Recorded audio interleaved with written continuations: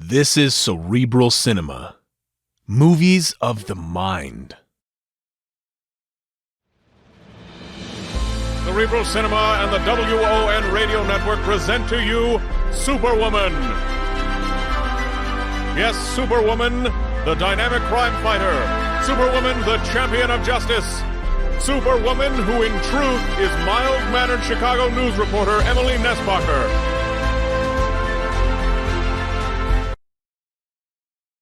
Now, starring George Raft, we bring you a world of adventure with Rocky Jordan. I'm Rocky Jordan. I run the Cafe Tambourine in Cairo. I once heard an Arab wise man say, "The price of wisdom is above gold." Well, sometimes you can know too much. Then the price is lead out of a 38.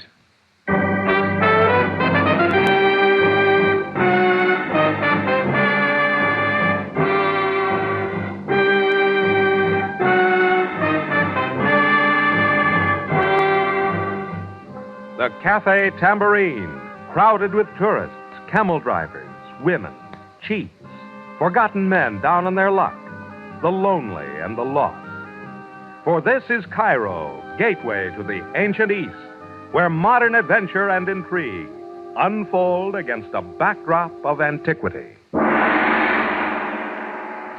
Tonight's transcribed Rocky Jordan story, Man in the Nile.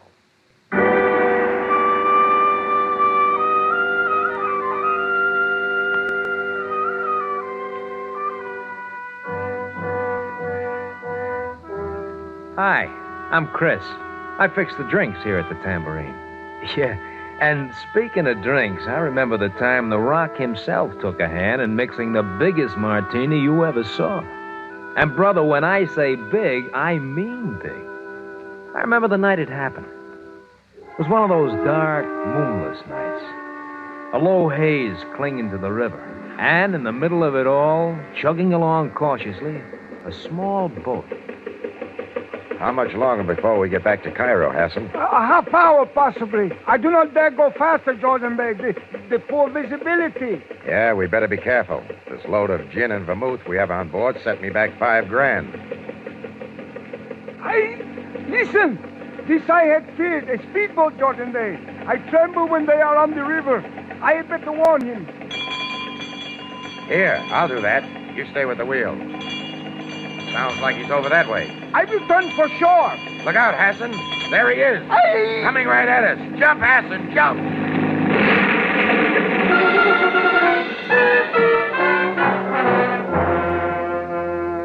The next second, Rocky and Hassan were flapping around on the Nile, up to here in gin and vermouth. And just about the same time, something else happened about 30 miles up the river. The body of a dead man hit the black waters of the Nile, sunk a few feet, then bobbed to the surface and started floating with the current, face down.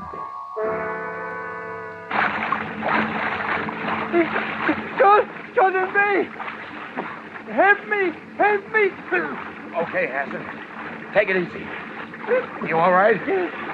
Yes. Hey, you in the boat!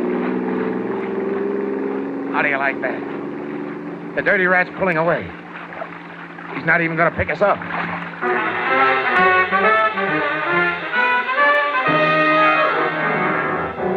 Well, Hassan's boat had gone down with Rock's load of liquor, and there wasn't anything to do but start swimming for shore. And Rocky did just that, with Hassan in tow.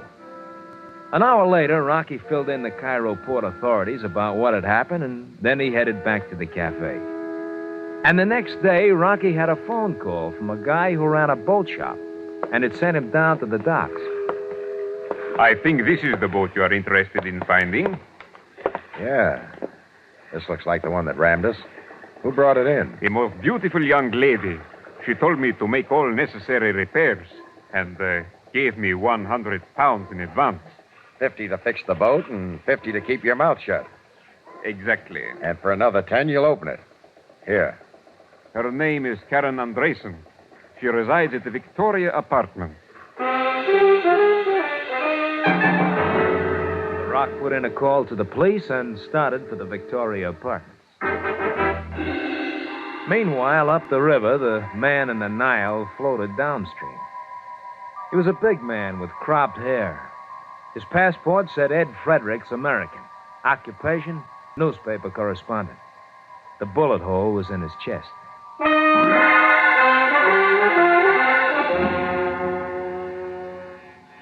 When the door of Suite 506 of the Victoria Apartments finally opened, there she was, blonde, blue-eyed, and beautiful.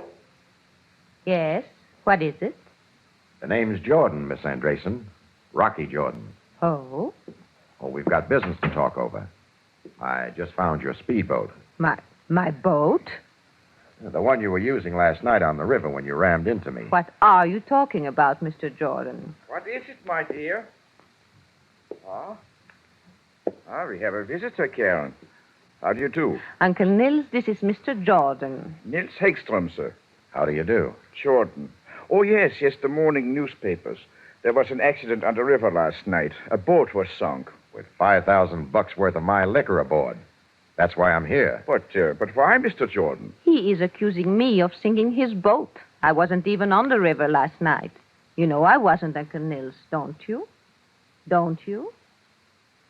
Mr. Jordan, according to the papers, your accident occurred shortly before 10. Is that correct? That's right. Just a few miles from Cairo. Karen, what time was it when you picked me up on the other side of the river last night? A few minutes after 10, was it not? Yes. I thought there was something wrong at the time. You acted strange, nervous, upset. Apparently, there was good reason for this unusual behavior, was there not, Karen? All right. I did it, yes. Karen, why did you not tell me? Oh, I don't know, Uncle Nils. I'm sorry, Mr. Jordan. What else can one say? It was a very stupid, thoughtless thing I did running away, but can you understand it? I was frightened, so frightened. Naturally, Mr. Jordan, you and the boat owner will be reimbursed for your loss. We will settle the matter quietly. I'm afraid it's not going to be as easy as all that. You see, I've already called the police. Told them about Miss Andresen's boat. Well, the cops took over, and that was that. Karen was booked and released in the custody of Nils Hegström. And 20 miles or so up the river, the body of Ed Fredericks, the man in the Nile, picked up speed as it floated along in the blackness. Ed Fredericks, the name was well known. It had bylined a lot of big stories out of the capitals of the world. But now he was nothing but a corpse, floating by a raft full of natives, unnoticed in the night. And meanwhile, Rocky sat alone in his office at the Tambourine. And it was easy to see that he wasn't happy about the way things had turned out with Karen Andresen. About 9 o'clock, Rocky got a phone call from a guy who wouldn't leave his name, but who had something interesting to say. Mr. Jordan, I have just found the boat. The one that ran you down. You're a little late, aren't you? I found it this afternoon. Oh, that boat. Miss Andresen's, you mean? No, Mr. Jordan. The boat that was involved in the accident was not Miss Andresen. What? Furthermore, Miss Andresen herself was not involved. Wait a minute. She admitted it. So I have heard, yes. But you see, I am certain she had nothing to do with the accident. Then why did she confess? An interesting question, Mr. Jordan. The answer should be equally interesting. Hello? Hello? Rocky sat there for a while, staring at the telephone. Then he got up and walked out. Quarter of an hour later, he was buzzing Karen Andresen's apartment. And just at about that time, at a spot some 10 miles from Cairo, the man in the Nile, good and dead, got himself tangled in a patch of reeds along the bank and stayed there, bobbing gently up and down. Yes, what? Oh, Mr. Jordan. May I come in, Miss Andresen? Why not? What have I done now? Maybe it's what you haven't done. What do you mean? Well, I got a phone call a little while ago from a man who said you had nothing to do with the accident on the river last night. Really? Your caller was a crank, Mr. Jordan. What were you doing on the river? we've been all through that. I was to pick up Uncle Nils. But you were moving downriver when you hit us. Oh, well, I don't remember, really. Perhaps you're right. Yes, I was going downriver. Sorry, the speedboat that hit us wasn't going upriver or downriver. It was cutting directly across the river, coming at us from the south bank. Really, Mr. Jordan, I told you, I don't remember how it happened. Now, please, I don't want to talk about it anymore. I'm so ashamed of myself. Why should you be ashamed for something you didn't do? Oh, it's all over, Mr. Jordan. Finished. Can't we let it go at that? No, we can't. Why should you take the rap? Please. Okay. If that's the way you want it. Now, why don't you ask me out for a drink? I think I should like that.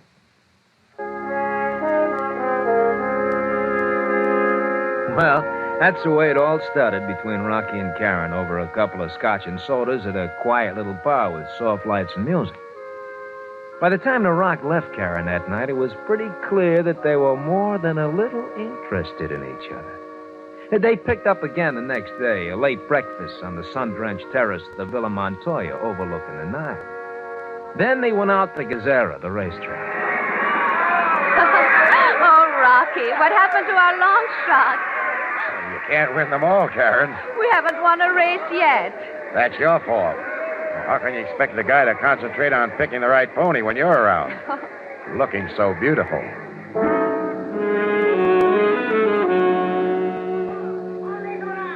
Old Cairo. It's fascinating, Rocky.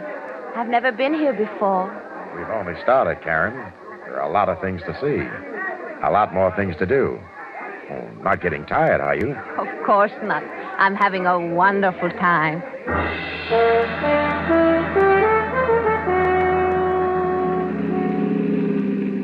You know, Karen, I've been on this road 100 times, watched the sun set over the desert, but somehow it never looked the way it does now. Yes, it's beautiful, isn't it? Funny how a guy starts noticing things all of a sudden. You know what I mean? Yes, Rocky. I know what you mean.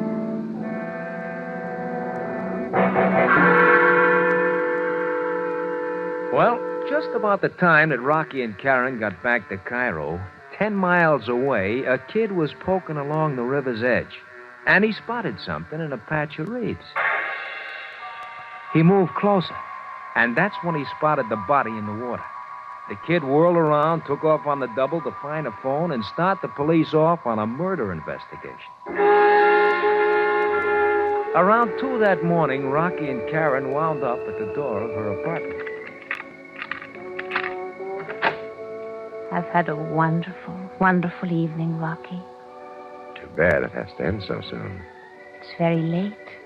Sure. But I don't have anyone waiting up for me. Neither do I, Rocky. Oh, darling, darling.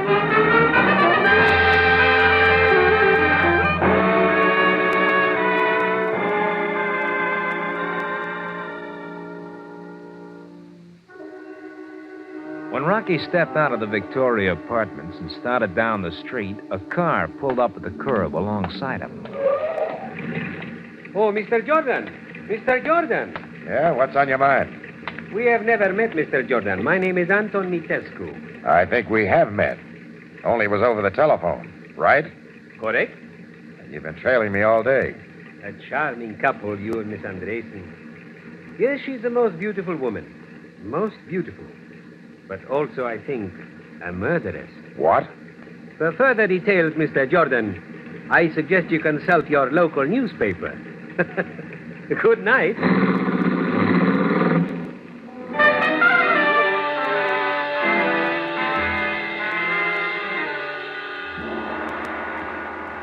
Well, whether it's true or not, it's kind of a jolt to be told the dame you're falling for is a killer.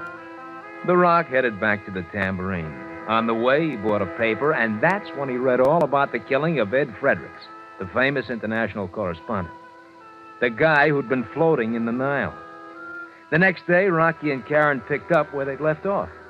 He took her to lunch at the Mina House Hotel at the foot of the pyramid. Rocky, you've been so quiet. Something is on your mind? Oh, I just been going over that murder story that's in the papers. Ed Fredericks, the correspondent. Oh. You knew him? No, I didn't really know him, but I did bump into him once or twice in Istanbul. I had a cafe there. Oh, I see. But that's not it. Well, there's a little brain cell way back here trying to buzz me a message. It's about your last name. It sounds real familiar to me, and I just can't seem to pin it down. I'm sorry, Rocky. I can't help. I don't know where we... Well, it'll come to me. Oh, tell me something, Karen. Do you know a fellow named Anton Matesco? Mitesco? Tall, thin, pencil mustache, and patent-leathered hair. Oh, him. You do know him, then? No, but I've seen him a few times at my hotel looking at me quite intently. I did not like it. That's all you know about him? Yes. Why? Oh, nothing. Forget it. Rocky, are you sure everything's all right between us? Yeah. So far, everything's fine.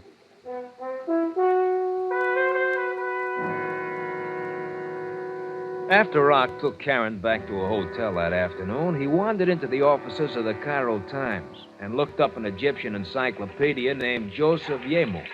Andresen. Andresen, eh? That name concerns you, Rocky, eh? Perhaps it was the headlines in last night's papers that brought it to mind. Maybe. Is there a tie-in with Ed Frederick's murder? There is a tie-in with Ed Fredericks. Well, how does it go? Well, 3 years ago, Mr. Ed Fredericks, working for a certain New York newspaper, wrote a series of stories exposing a certain gentleman named Alec Andresen. Sure. I remember it now. A swindle. Andresen was a bigwig on the International Cotton Exchange. Correct. Fredericks' expose ruined Andresen completely. He resigned from the exchange and later was indicted for fraud. A few weeks later, Andresen committed suicide. They found his car at the ocean's edge. He was never seen again. Thanks. You are leaving? Yeah, I've got a date with a man who makes nasty statements.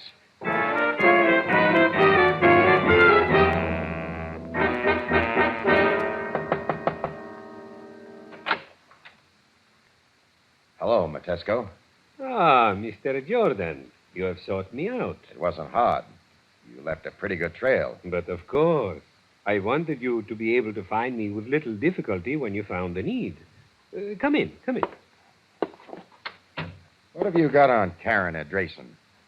Yes, that is important indeed. You two have grown quite fond of each other. Oh, yes, I have made it my business to notice. All right. Now, make it your business to talk. You know, of course, about Karen's father, Alec Andresen, and Ed Fredericks. Yeah, I know. So now you're going to tell me Karen killed Fredericks to avenge her father. Is that not ample motive? Yeah, it has been. But you'll have to do better than that. Fredericks was killed upriver about 30 miles or so. And Karen Andresen was in Cairo at the same time, running you down in a speedboat on the Nile? Except, Jordan, the fact is she was not the one who ran you down in the speedboat, regardless of what the Egyptian court will say. How do you know so much? Simply because it was I who ran you down in the boat. Not intentionally, of course. Now, Jordan, why would Miss Karen Andresen admit to something she did not do? Obviously because she was establishing an alibi. Or if an Egyptian court found her guilty of the action against you, she could not very easily be accused of killing Mr. Ed Fredericks 30 miles away. You worked it out pretty neatly. Truth is not always elusive. Now, would you not say that the knowledge I hold will make me a wealthy man? Hmm?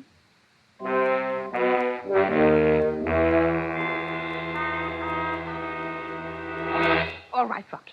What Mitescu said about the boat is true. I did not run you down on the Nile. The front of my boat was smashed deliberately after the story of your accident appeared in the newspapers. Yeah, everything was set up, just like Matesco said. You were establishing an alibi. Yes. For the killing of Ed Fredericks. No. No? Then why did you need an alibi? Karen, you better level it out. Yes. Perhaps I'd better. I'll tell you all that happened, but you must believe me. I met Ed Fredericks a few weeks ago in Alexandria. I'd never seen him before. He said his name was Grant, that he was an importer. I saw no reason to doubt him. All right, go on. Well, we became quite friendly. Not like you and me, Rocky. Still, we saw much of each other, and Well, you know how things like that are. We talked, and I told him a lot about myself, and And he was a good listener, I'll bet. last week I found out who he really was. Now understand, Rocky, I am not defending my father.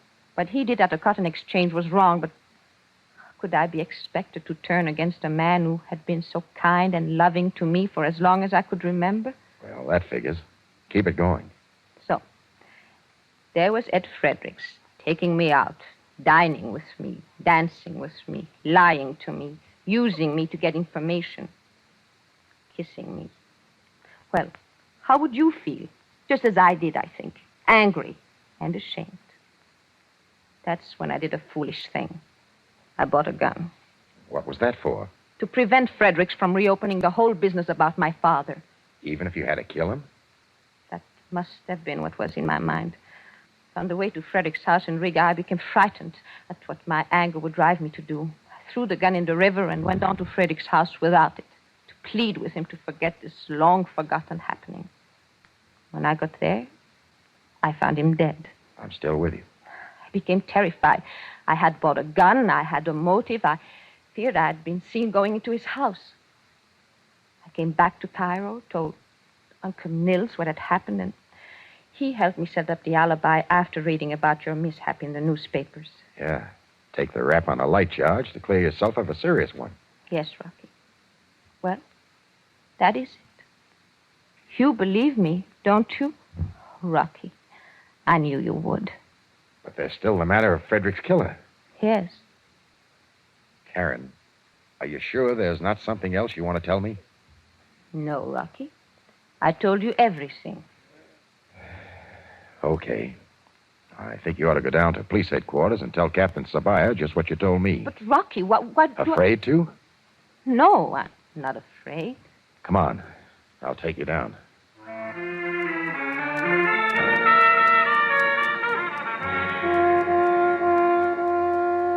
Well, while Karen was in talking to Sam, Rocky sat outside the office thinking. And suddenly a thought hit him. And a few minutes later, he stood in front of Suite 506 at the Victoria Apartments. And just as he was about to lean on the doorbell, the door came open and Nils Hegstrom, a trench coat draped over his arm, stepped out. Well, Mr. Jordan. I was just coming in to see you. I received a phone call a moment ago from Captain Sabaya of the Cairo police. He wishes to talk to me at headquarters about the... I know what it's about. Karen and the Fredericks murder. I'll come along. My car is in the hotel garage. The elevator will take us there. You first, Hegstrom. The basement, Jordan. The garage is located there. Oh, tell me something, Hegstrom. What was Fredericks working on before he was killed? I wouldn't know, Jordan. Why do you ask me? Well, Fredericks wouldn't be working on a story 3 years old. He either had a new angle or a new yarn. My guess he was working on a story about you. About me? That's right. Mr. Jordan, it appears to me your tone has suddenly turned unfriendly. Maybe it's because I just figured something out. It seems as though you were setting up an alibi for Karen.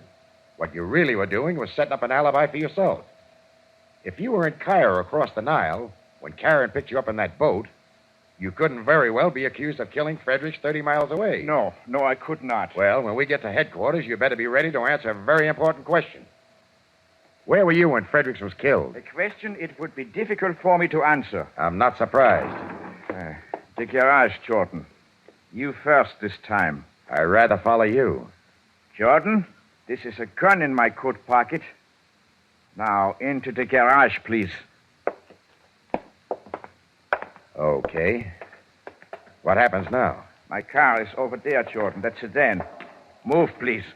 Well, you're still polite. Oh, tell me something, Hegstrom. Exactly what happened at Fredericks' house? I went to see him to buy the article he was writing. Only he wouldn't sell. One thing led to another, and he ended up with a little heartburn. From a bullet. Yes. Karen came into the house soon after that. I hid in the next room. After she left, I deposited the body in the Nile, hoping it would not be discovered too quickly. Okay. Now, everything makes a neat bundle. But what about Karen? I thought you cared for her. And Sabaya may be booking her right now for that murder. I care a great deal for her, Jordan. More than you realize. After you are found dead and I have vanished, everything will become quite clear to the police. She will be released. She has no idea I killed Fredericks. None at all. Now, into the car, Jordan. Move, quickly. Yeah, real quickly. Jordan! The Rock stepped out like a sprinter and ducked behind a cement column before Hegstrom could get his gun out. Jordan! But Rocky didn't wait. He took out across the garage using the parked cars for protection, figuring to make a fast exit out the door of the ramp. Only the door was locked up tighter than a bank vault on a holiday. Jordan, this is wasted effort. You cannot get away. Rocky dropped behind some gasoline drums, and Hegstrom edged along the wall, his .38 looking for a good, clear shot. And that's when the idea hit the Rock, and he went to work fast. He opened the spigot of one of the drums, spilled some gasoline down the ramp, and then gave the drum a shove. It moved right for Hegstrom, who saw it coming and sidestepped. The drum cracked into the wall behind him. The liquid gurgled out of it, making a pool of gasoline on the garage floor. Jordan, you missed. Did I? Your feet are wet. What difference does that make? This. A match, Hegstrom. Get the idea? Jordan! I drop the match here, and the flame will get to you before you can move. No, Jordan! Then give it up, Hegstrom. Throw your gun out. Throw it out before you get barbecued. Yes, Jordan. Yes, I will throw it out. Look. Yeah, I'm watching. Go ahead. Happened real fast. Hegstrom's bullet ricocheted off the ramp. There was a spark, and the next thing you knew, Hegstrom was standing in the center of the flame. But only for a second. Then he staggered out and collapsed in Rocky's arms. Well, Rocky got to a phone, and a little later, Hegstrom was hauled off to the police hospital. And a half hour or so after that, Captain Sabaya had all the facts. All, that is, except one. That one didn't come out until Rocky and Karen had a little private talk in one of the small rooms at the police station. Well, you'll be free in an hour or so, Karen. I want you to know I'm sorry it turned out to be Hegstrom. I know how you feel about him. I do not blame you, Rocky. None of it was your fault. Your life was in danger and... Rocky, Yes, Karen. there's something I must tell you. What is it? Nils Hegstrom is not my uncle. He is Alec Andresen. He's my father. I figured it might be that way. Your father's body was never found. He was hiding out under a different name. Fredericks found out. That's the story Fredericks was going to write, wasn't it? Yes, Rocky. That makes it kind of rough between you and me, doesn't it? Yes, I think so. Well, you know how I feel about you. Nothing has changed that, but still, being with you would always remind me of the most tragic thing in my life. It would remind me always of something I should forget. I'm sorry, Karen. Another way, it might have been pretty good. Yes, another way. Goodbye, Rocky. I don't think we shall ever see each other again. Goodbye, Karen. Good luck. Oh, Rocky, Yeah? one small kiss before you go.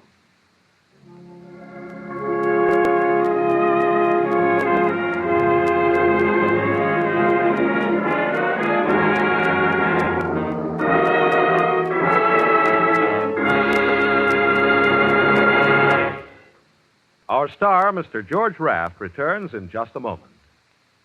The Nation's Nightmare, special 6-week CBS radio probe, looks into crime on the waterfront. Then there's a sprightly musical session in Robert Q's Waxworks in store. The FBI in Peace and War tackles first offense criminals who lure teenagers into organized crime. Broadway Playhouse stars Francho Ton and Wendy Berry in the campus comedy Ball of Fire. When? Why, each and every one of the CBS radio treats will come right this way over most of these same stations tomorrow night. Now, here again is the star of our show, Mr. George Raft. Well, Karen left Cairo by the midnight plane, and that was the last I saw of her. I don't think about her too much anymore, only whenever I look at the blue waters of the Nile. Hope to see you at the Cafe Tambourine again next week. Until then, Saida.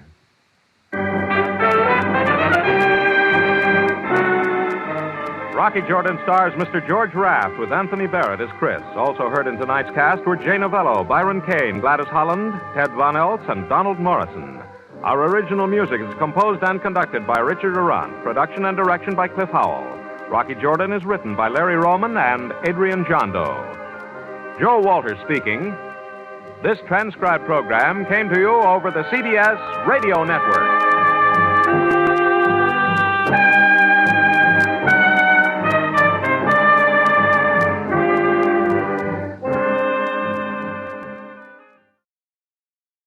Cerebral Cinema hopes you have enjoyed this movie of the mind.